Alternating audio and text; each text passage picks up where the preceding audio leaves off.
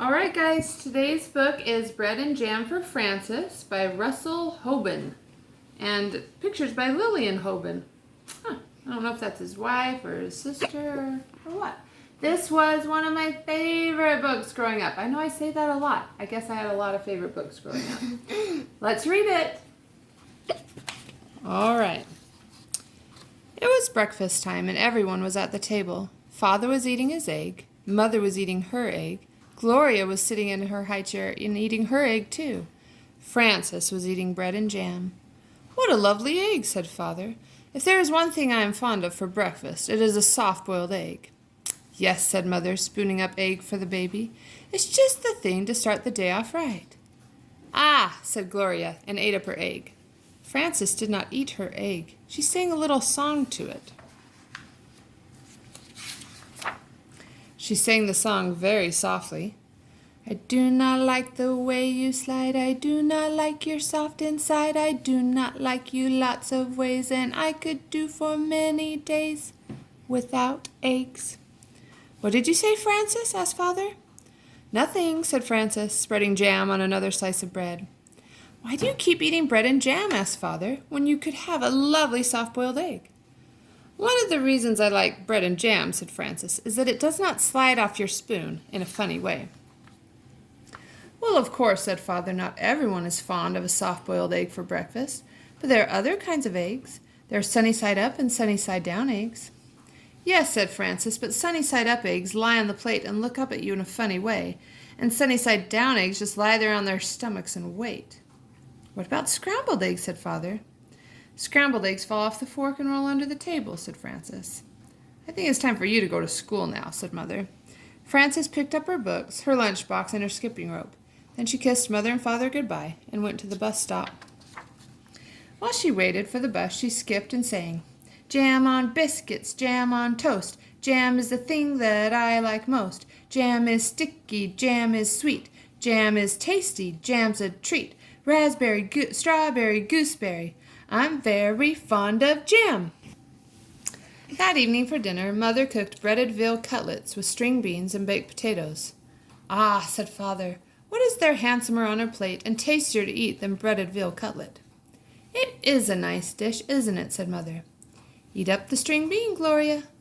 "Oh," said Gloria, and ate it up. She'd already eaten her dinner of strained beef and sweet potatoes, but she liked to practice with the string bean when she could. "Where do breaded veal cutlets come from?" asked Frances, "and why are French-cut stringless beans called string beans?" "We can talk about that another time," said Father. "Now it is time to eat our dinner." Frances looked at her plate and sang, "What do cutlets wear before they're breaded? Flannel nightgowns, cowboy boots, furry jackets, sailor suits." Then she spread jam on a slice of bread and took a bite. "She won't try anything new," Mother said to Father. "She just eats bread and jam." "How do you know what you'll like if you won't even try anything?" asked Father. "Well," said Frances, "there are many different things to eat, and they taste many different ways. But when I have bread and jam, I always know what I am getting, and I am always pleased." "You try new things in your school lunches," said Mother. "Today I gave you chicken salad sandwich." "There now," said Father to Frances. "Wasn't it good?" "Well," said Frances, "I traded it to Albert." "For what?" said Father.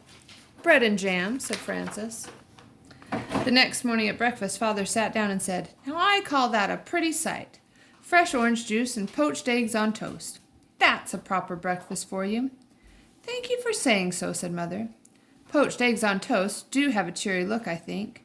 Frances began to sing a poached egg song. "Poached eggs on toast, why do you shiver with such a funny little quiver?" Then she looked down and saw that she did not have a poached egg. "I have no poached egg," said Frances. "I have nothing but juice." "I know," said Mother. "Why is that?" said Frances. "Everybody else has a poached egg. Even Gloria has a poached egg, and she's nothing but a baby." "But you do not like eggs," said Mother, "and that is why I did not poach one for you. Have some bread and jam if you are hungry." So Frances ate bread and jam and went to school. When the bell rang for lunch, Frances sat down next to her friend Albert.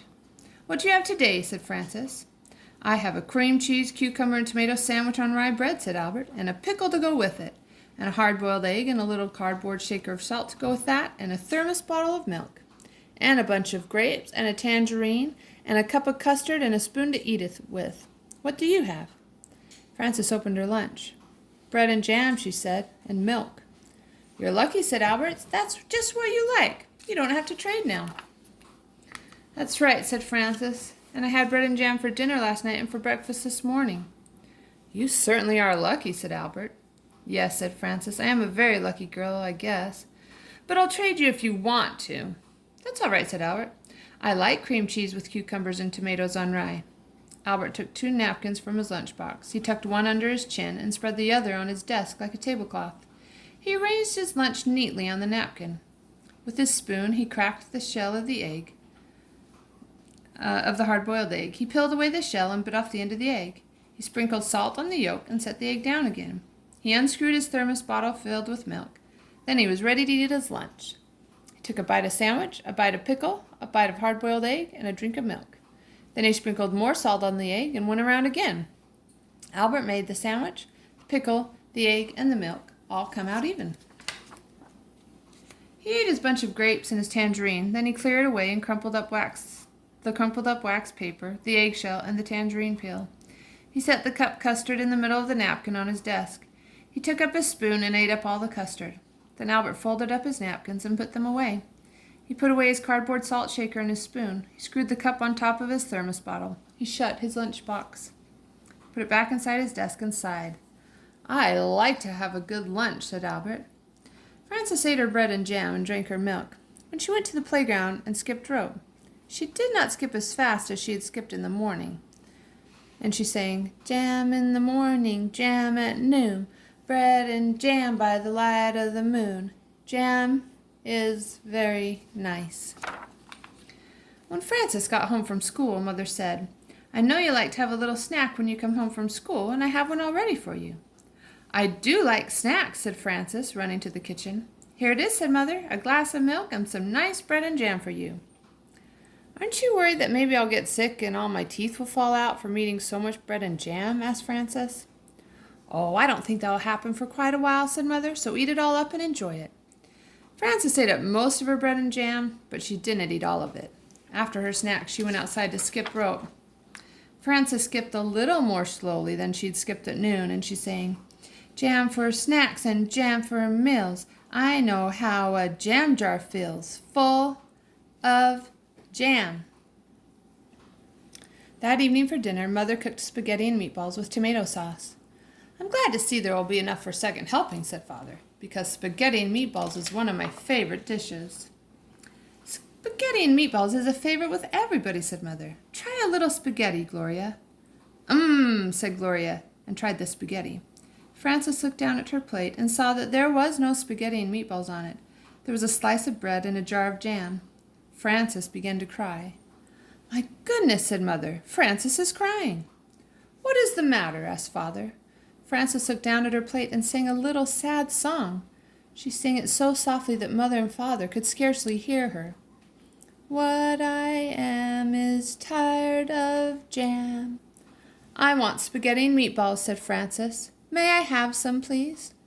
"I had no idea you liked spaghetti and meatballs," said Mother. "How do I know what I'll like if you won't even let me try?" asked Frances, wiping her eyes. So Mother gave Frances spaghetti and meatballs, and she ate it all up.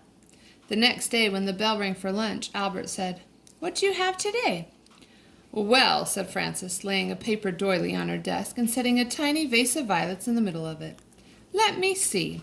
She arranged her lunch on the doily. "I have a thermos bottle with cream of tomato soup," she said, "and a lobster salad sandwich on thin slices of white bread. I have celery, carrot sticks, and black olives, and a little cardboard salt shaker for the celery, and 2 plums and a tiny basket of cherries, and vanilla pudding with chocolate sprinkles, and a spoon to eat it with."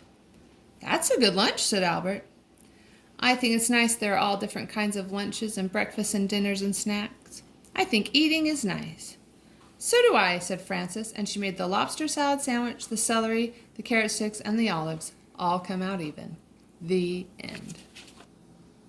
All right, guys, I hope you liked Bread and Jam for Frances.